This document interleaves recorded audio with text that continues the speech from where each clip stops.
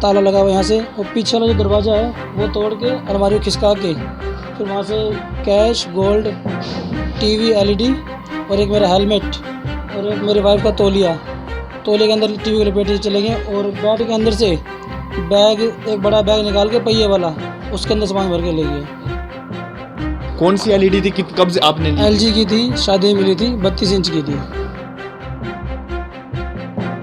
Cash था 6,000 रुपये पूरा जो किसी को देना था। ये सामने भैया बैठे हैं, उनको भी देना था और कमेटी भी देनी थी, किराया भी देना था, बिजली का बिल भी भरना था। अच्छा, जो मेरी शादी में मिला हुआ था, 2 अंगूठी थी, घरवाले का मंगलसूत्र और 2 बाली थी और 350 ग्राम के लगभग चांदी पंजेब थी। और अभी 3-4 दिन पहले इसके भाई की शादी थी ना, तो उसमें से कैश मिला हुआ था 10-11 हज़ार रुपये, वो भी सारा ख़त्म है।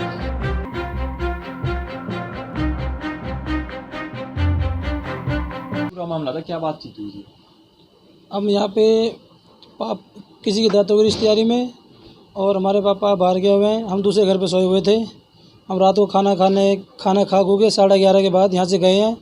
उसके बाद ताला लगा हुआ यहाँ से, और पीछे वाला जो दरवाज़ा है वो तोड़ के अलमारी को खिसका के फिर वहाँ से कैश, गोल्ड, टीवी, एलईडी और एक मेरा हेलमेट और एक मेरी वाइफ का तौलिया के अंदर टीवी को लपेट के चले गए। और बेड के अंदर से बैग, एक बड़ा बैग निकाल के पहिए वाला, उसके अंदर सामान भर के ले गए।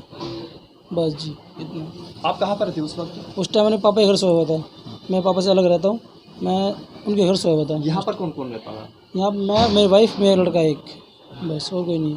तो उस दिन आप, कब की घटना है ये 25 तारीख की रात को। बता रहे कोई सीसीटीवी वगैरह लगा था?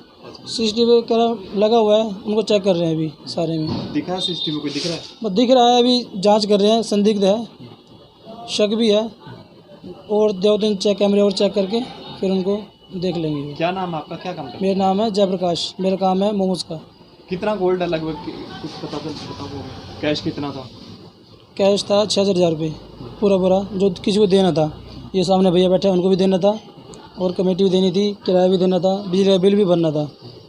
अच्छा, जो मेरी शादी में मिला हुआ था, 2 अंगूठी थी, घरवाले का मंगलसूत्र और 2 बाली थी और 350 ग्राम के लगभग चांदी पंजेब थी।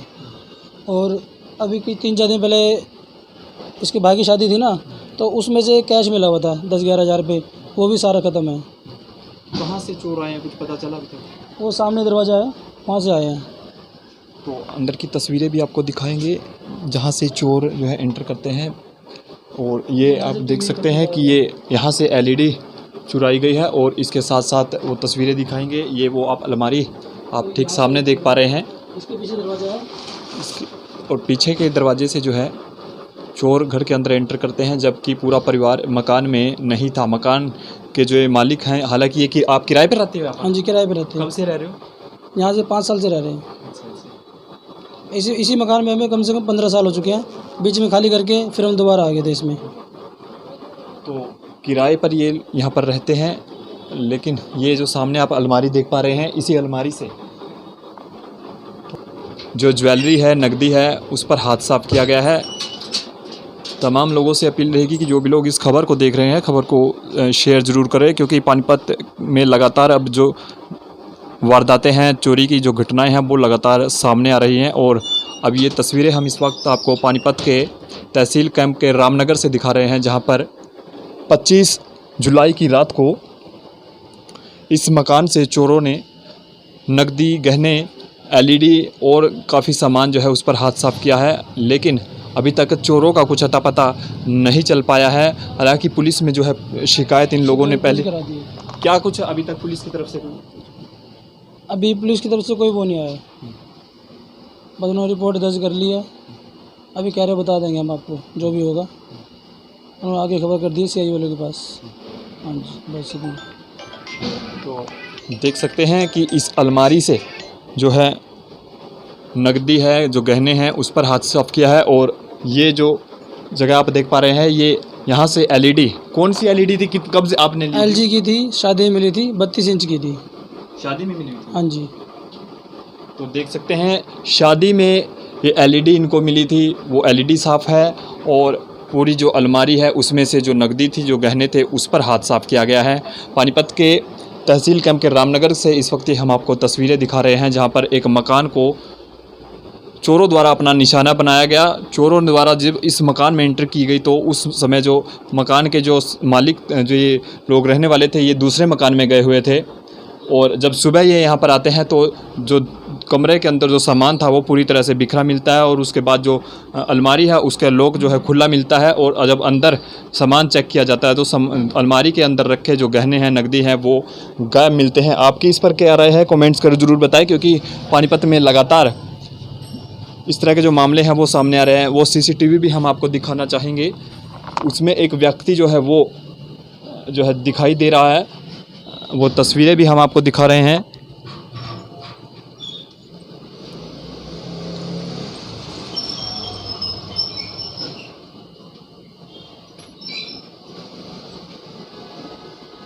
तो देखो गेट के पास हल्का सा रुकता है, उसके बाद आगे चल पड़ता ये है। किस टाइम की वीडियो है?